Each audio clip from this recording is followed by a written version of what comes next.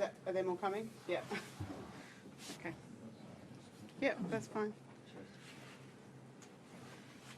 All right. Ready, Linda? Okay.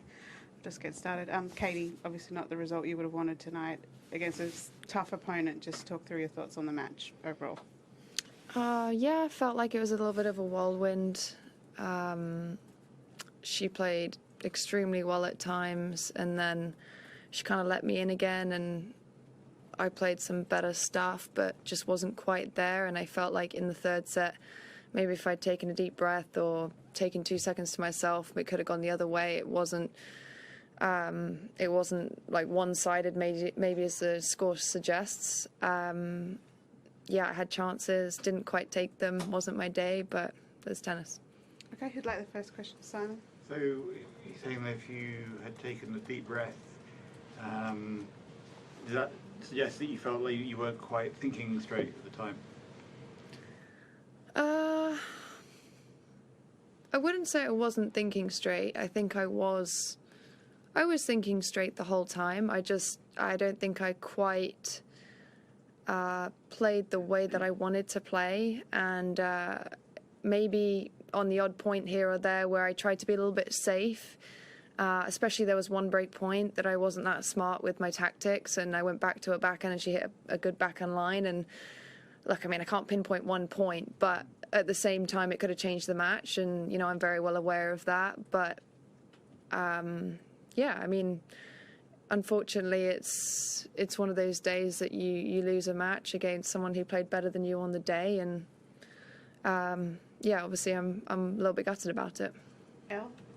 Katie, how important was the beginning of that third set? Because it seemed like you were the one applying the pressure, but you couldn't get that break. Yeah, I felt like I started better than her in the third set.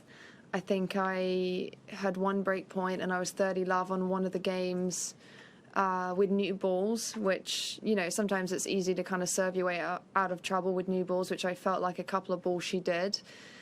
But yeah, I mean, she played some lights out stuff at the very end of the match. Whether I'd taken that break or not, it may not have made a difference, I'm not sure. But yeah, I mean, it is what it is. Okay, Matt, and then Neil. Matt?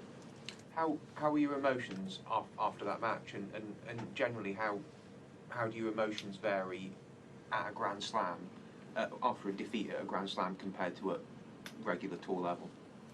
I would say probably a little bit more heightened. I would say, you know, I pride myself on every single week I go out and put everything I have on the court, and I felt like today I didn't quite get there, and obviously losing a match like that hurts, but I'm someone that's going to keep showing up.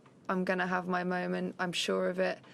I mean, my level, when I think back to it over these last 3 weeks, has been above my normal level for a long period of time now, and if I keep putting that in every single day, then I know I'm going to have my moment. You know, whether it's today, whether it's in a year, whether it's the end of this year, whether it's the middle of the year, I cannot tell you. But one thing I can assure you is that I'm going to keep showing up, putting myself in these positions, give myself the opportunity that I know that I deserve, and I also feel like I have the game for as well. And you know, look, I mean, last week I'm going toe-to-toe with Iga Swiatek, and honestly, like, it doesn't go anywhere. Your level doesn't go anywhere from week to week. It's just about now being able to transfer that and just keep going at it and making it more consistent.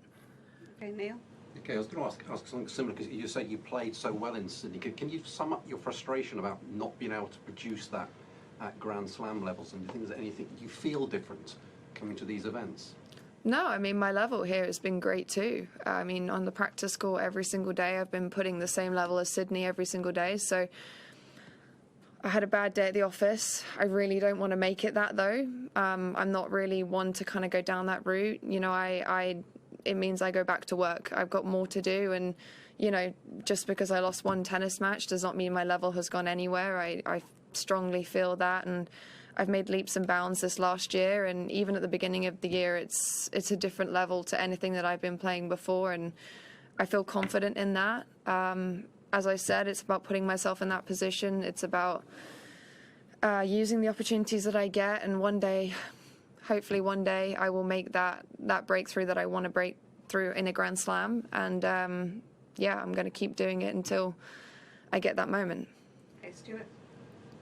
Yeah, you've never reached the fourth round of a Grand Slam, but by the sounds of it there, you've got the belief that you really are a better player than that, and you can get that. Yeah, I genuinely believe it. You know, my level, you know, this last month has really consolidated that in my mind. And even though it wasn't quite out there today, I mean, look, we've got to give her some credit there as well. She played a great match as well. She was lights out for 6 games at the start of the match, which I didn't really touch a ball. And at the end of the match, again, I'm serving first serves and she's hitting return winners. There's not much I can do in that situation. But again, I have to be better at finding a way when she's kind of dipped her level and raised my level again higher.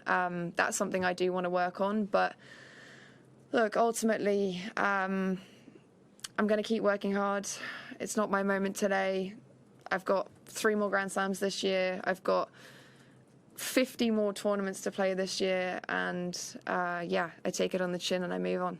Okay, we'll do 2 more. Elle and then Simon. Elle? Katie, you talked to the pre-tournament presser about maybe prioritising the Grand Slams more this year. I just wonder what will that look like for the other 3, and how difficult is it to sort of find that balance between making the Grand Slams kind of the most important, but also not putting too much pressure on yourself for them?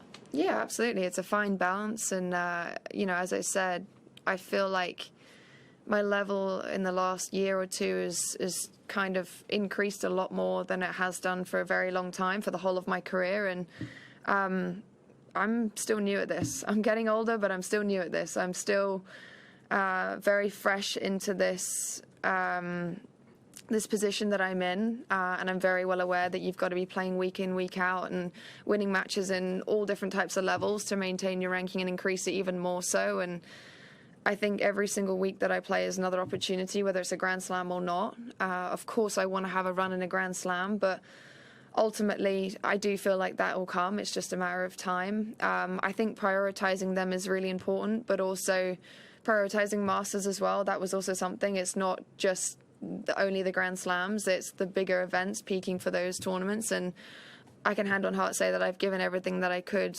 coming into this tournament to prioritise it. And you win some, you lose some. You sometimes you have to kind of keep betting on yourself and keep backing yourself. And this is the first time I've properly done that, and I've got a lot more opportunities to do it.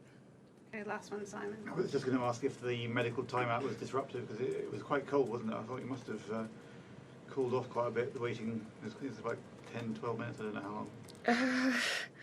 Medical timeouts are a very interesting one. I don't think it at all made a difference today. I mean, honestly, I broke her, so whether it made a difference or not, I don't know. Maybe she did it to herself, but it is an interesting topic of conversation, medical timeouts in general. Do you think that maybe it shouldn't be so easily available to players? Look, I mean, I'm not entirely sure what the solution is with it. I'm not sure. Look, I've been that player who's been injured and needed medical timeouts, so I'll be the first person to say I appreciate having them there, and what the physios do, the WTA physios, really does make a difference. All right, thank you very much. Russell, did you want to do it here? Yeah, Yeah, it's up to you, yeah.